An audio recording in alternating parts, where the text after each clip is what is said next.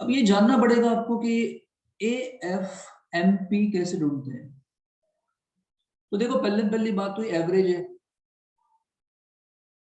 तो पहले एवरेज समझ लो। एवरेज आपको दो प्रकार से आ सकता है, एक तो सिंपल एवरेज, सिंपल एवरेज करना होगा, का तो आपको करना होगा वेटेड एवरेज।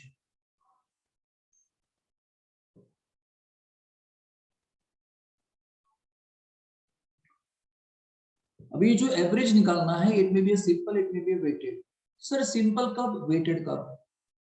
वेटेड एवरेज कब आएगा पता है? जब आपको प्रॉफिट इंक्रीजिंग ट्रेंड्स में दिया गया हो, प्रॉफिट इंक्रीज होता हुआ आपको दिखे। यानी पहले आपको प्रॉफिट दिया 5000 एक साल का, फॉर एग्जांपल 15-16, सुन लो मेरी बात, 15-16 का प्रॉफिट आया 5000, फिर 16-17 का जो प्रॉफिट आया वो आया 10,000, फिर 17-18 का जो प्रॉफिट आया वो आया 25,000। समझ रहे हो? ये प्रॉफिट बढ़ रहा है। सी 5 से 10, 10 से 25, प्रॉफिट बढ़ रहा है। जब भी प्रॉफिट इंक्रीज होता हो या जब भी प्रॉफिट डिक्रीज होता हो,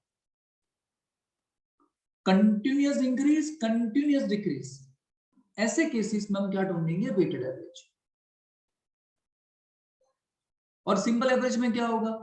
प्रॉफिट होगा 15,000, फिर होगा 20,000, फिर हो जाएगा 7,000 या 10,000, कम हो जाएगा।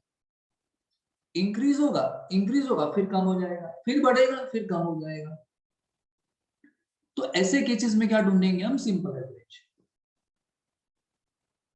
Is that clear? कब सिंपल, कब वेटेड? चलिए, ये बात तो हो गई एवरेज निकालने की। एग्जैक्टली कैसे करना है वो तो हम क्वेश्चन में देखेंगे। अभी हम उस क्वेश्चन के लिए थियरी पढ़ रहे हैं। चलिए, तो एवरेज हो गया। फ्यूचर मेंटेनेबल प्रॉफिट, अगर आपको फ्यूचर का प्रॉफिट ढूंढना हो ना, यानी नेक्स्ट ईयर कितना प्रॉफिट होगा सर, फ्यूचर मतलब क्या? मैं नेक्स्ट ईयर कितना कमाऊंगा वो डिपेंड करता है कि आप करंट ईयर में कितना कमाए या पिछले सालों में कितना कमाए। समझना, आप फ्यूचर में क्या करोगे वो डिपेंड करता है कि आपने पास्ट में क्या किया था। आपका फ्यूचर का रिजल्ट डिपेंड करता है कि पास्ट का रिजल्ट क्या था। प्रिडिक्शन करने का यही तरीका है, एस्टिमेट करने का तो तरीका यही है कि estimate future on the basis of past. तो आपको फ्यूचर मेंटेनेबल प्रॉफिट ढूंढना है, तो उसके लिए आपको पास्ट ईयर के प्रॉफिट के डेटा चाहिए होंगे। पास्ट ईयर के प्रॉफिट्स के डेटा चाहिए होंगे,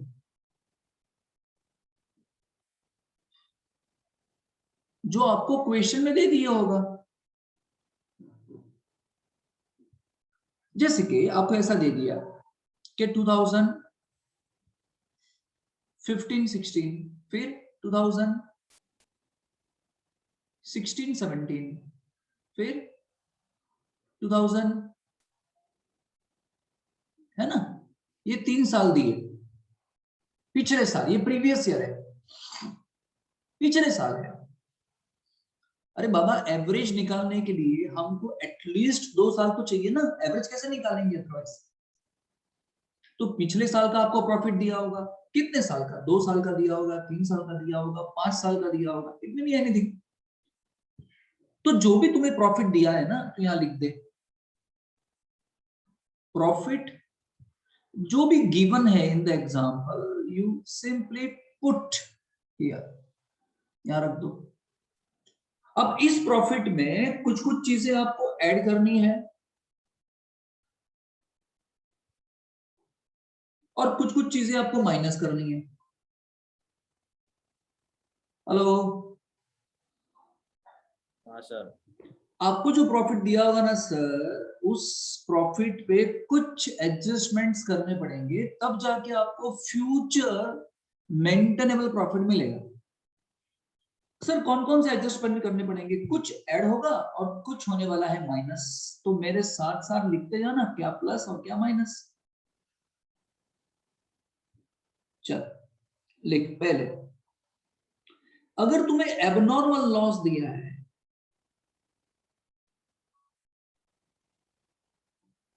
क्या दिया है सर आपको?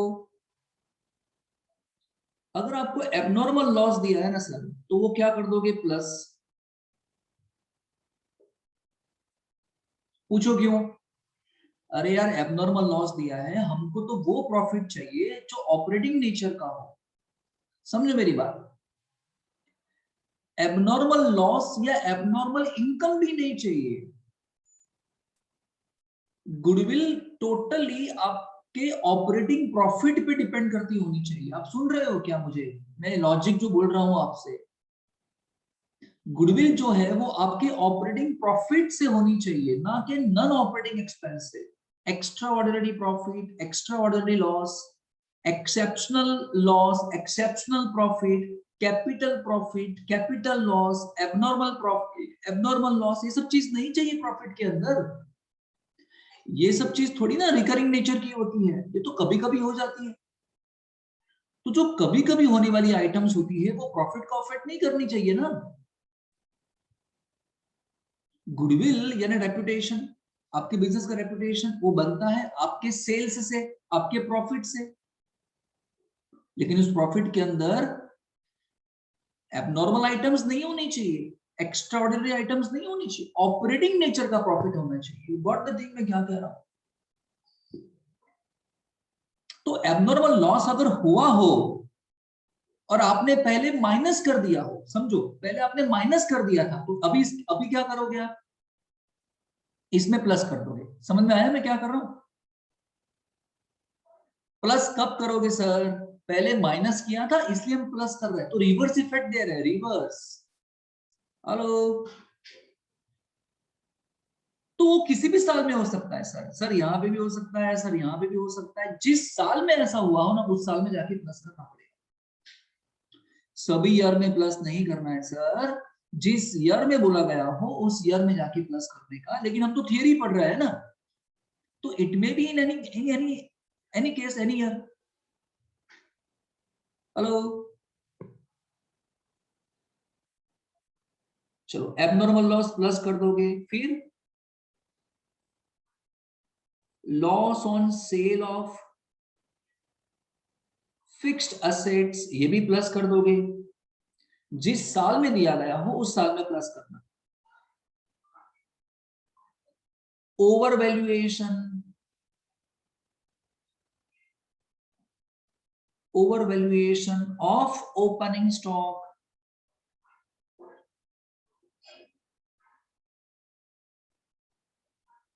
और under valuation of closing stock. Over valuation of opening stock, under valuation of closing stock, ये प्लस हो जाएगा।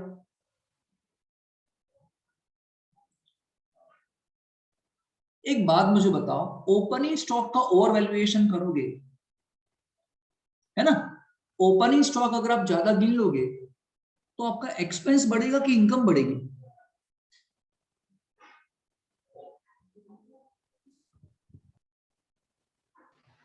एक्सपेंस। कमाल करते हो सर, पहले सिखाओ तो सही। पूछो ऐसा। अरे ये तो सीख चुके हैं ना फाइनल अकाउंट्स में। ओपनिंग स्टॉक अगर ज्यादा गिनोगे तो क्या होगा? आपका एक्सपेंस बढ़ेगा। और आपका एक्सपेंस बढ़ने से आपका प्रॉफिट बढ़ेगा कि कम हो जाएगा? कम हो जाएगा। कम हो जाएगा। ये तो गलत कर दिया ना आपने, प्रॉफिट को गलत कम कर दिया ना। नहीं कम करना चाहिए था राजा। आपने तो ओवर वैल्यूएशन करके प्रॉफिट को कम कर दिया। नहीं चलेगा, नहीं चल दे, तो उसकी रिवर्स इफेक्ट आपको देनी पड़ेगी। तो इसलिए हम उसको ऐड कर देते हैं। समझे कि नहीं? और उसी तरीके से under valuation of closing stock, closing stock का वैल्यू कम गिनने से आपका प्रॉफिट कम आ जाता है, और इसलिए हम प्रॉफिट में प्लस कर देंगे। ये लॉजिक है। Non recurring expenses, non recurring जितने भी एक्सपेंसेस है वो हम प्लस कर देंगे। पूछो क्यों? ऐसा पूछो तो क्यों? जब जब मैंने तुझको पूछा कि मुझको पूछ क्यों, तब तक तूने मुझको पूछा ही नहीं क्यों। अजीब है तू। अरे इसलिए बाबा, क्योंकि नॉन रिकरिंग एक्सपेंसेस है ना। देखो ऐसे एक्सपेंसेस जो रिकरिंग नेचर के नहीं थे, जैसे लॉस बाय फायर, आग से नुकसान हो जाना, loss by rain, loss by flood, अब ऐसे एक्सपेंसेस थे तूने प्रॉफिट में से माइनस कर दिए थे। नहीं चलेगा ना। ऐसे कोई भी एक्सपेंस या लॉस को नहीं लेना है जो नॉन रिकरिंग नेचर का हो। तू समझ नहीं रहा है मैं क्या कह रहा हूं। और क्योंकि तूने माइनस कर दिया था इसलिए यहाँ पे क्या कर देंगे, प्लस कर देंगे। हेलो सर, एक बात बताओगे सर, कौन से साल में प्लस करने का, ऐसा पूछो। सर पहले कॉलम में प्लस करूं दूसरे कॉलम में, मुझे कंफ्यूजन है सर। पूछ ऐसा पूछ। अरे ऐसा नहीं पूछने का पगली। क्यों ऐसा नहीं करने का? अरे जिस साल में दिया हो ना उस साल में करने का प्लस। सुन, कुछ एडजस्टमेंट ऐसे हो गए जिसकी इफेक्ट सभी साल में आएगी, सभी ईयर में आएगी। कुछ एडजस्टमेंट ऐसे हो गए जिसकी इफेक्ट किसी एक ही साल में आएगी, और कुछ ऐसे हो गए जो किसी 2 साल को कंटिन्यूस अफेक्ट करेंगे। तो सर बाकी क्या बचा अभी? अभी बाकी क्या बचा? अरे वो तो डिपेंड करता है ना कि एडजस्टमेंट कैसा है। इन शॉर्ट, तुम्हें अपनी खोपड़ी का इस्तेमाल करना पड़ेगा। सर बहुत सारी खोपड़ी मेरे पास, आप जानते नहीं। डन। एंड फिर कोई भी कैपिटल नेचर, कैपिटल एक्सपेंडिचर हो, कैपिटल एक्सपेंडिचर हो जो रॉन्गली रॉन्गली चार्ज कर दिया हो, रॉन्गली चार्ज टू रेवेन्यू, तो वो भी प्लस कर देंगे सर। बोलिए सर, ये क्या बवाल है सर? अभी इसका मतलब समझाओ सर। एक बात मुझे बताओ, आपने प्लांट एंड मशीन बाय किया, प्लांट एंड मशीन, बताओ प्लांट एंड मशीन कहाँ लिखना चाहिए, बैलेंस शीट में या प्रॉफिट एंड लॉस अकाउंट में लिखना चाहिए? बैलेंस शीट में। बैलेंस शीट में लिखना चाहिए। सर ऐसा कैसा सवाल पूछते हो, इतना इजी सवाल सर। तभी तो आपको लिखना चाहिए बैलेंस शीट में, आपने लिख दिया प्रॉफिट एंड लॉस अकाउंट में, यानी कैपिटल एक्सपेंडिचर को आपने रेवेन्यू मान लिया। नहीं चलेगा, आपने प्रॉफिट लॉस की डेबिट साइड लिख दिया, नहीं चलेगा, प्रॉफिट कम हो गया था ना। बैलेंस शीट में जाना चाहिए, तूने प्रॉफिट लॉस की डेबिट साइड लिख दिया, डेबिट साइड लिख के तूने प्रॉफिट को कम कर दिया, तो गलत हो गया ना, इसलिए हम उसको प्लस कर देंगे। समझी कि नहीं? चलिए,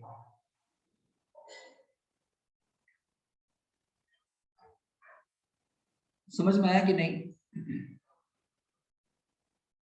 और इसके अलावा क्या क्या प्लस हो सकता है? देखो एक दो आइटम है।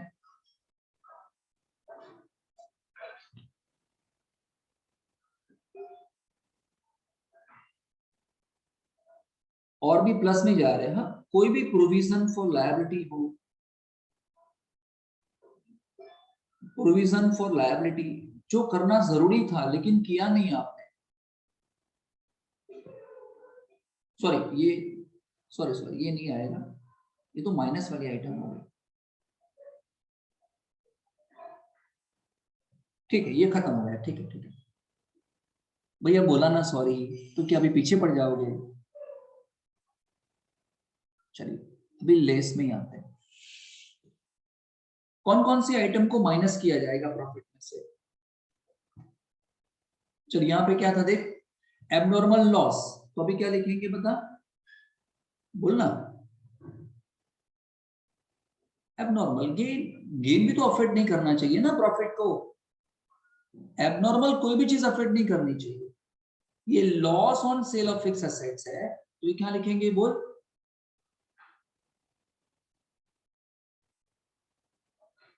Profit on sale of fix assets. Sir क्यों माइनस कर रहे हो सर? अरे पहले प्लस हो गया था पगली। कौन सा प्रॉफिट है? ये एसेट को बेचा ना, प्रॉफिट वो वाला प्रॉफिट है ना, तो ऑपरेटिंग नेचर का थोड़ी हुआ। चल फिर over valuation of opening stock, under valuation of closing stock, तो उसका उल्टा कर देने का। बोल क्या बोलने का? बोलना।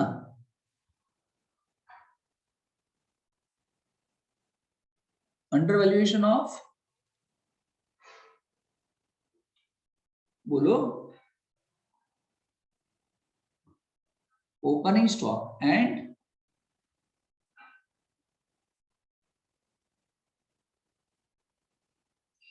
Over valuation of closing stock.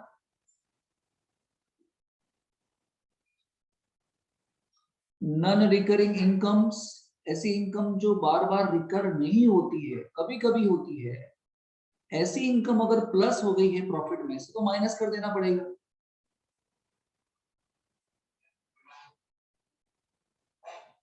Income of non trade investment, अब ये बहुत इंपॉर्टेंट है। Income of non trade investment, इसको, इस आइटम को आईएनपी करो।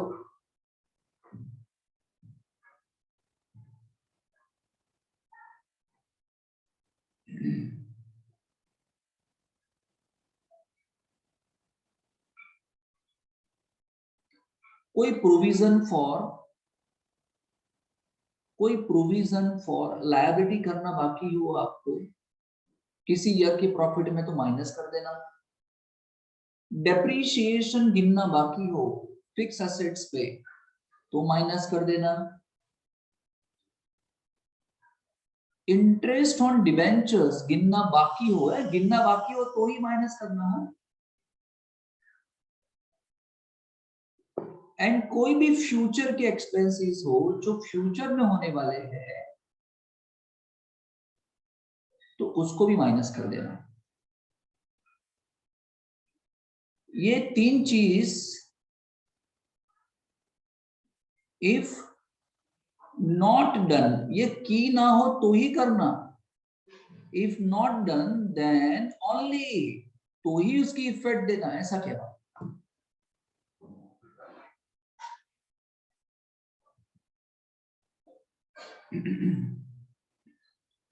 अब जो प्रॉफिट आएगा ना सर, अब ये जो प्रॉफिट आएगा 3 साल का,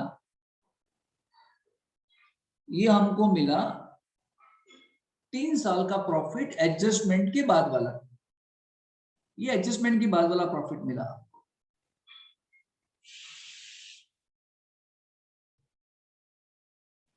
ये जो प्रॉफिट था ना, ये वाला गिवन, वो एडजस्टमेंट से पहले था, बिफोर एडजस्टमेंट। अब ये जो आया क्या है बता? After adjustment. अब सुन मेरी बात, तो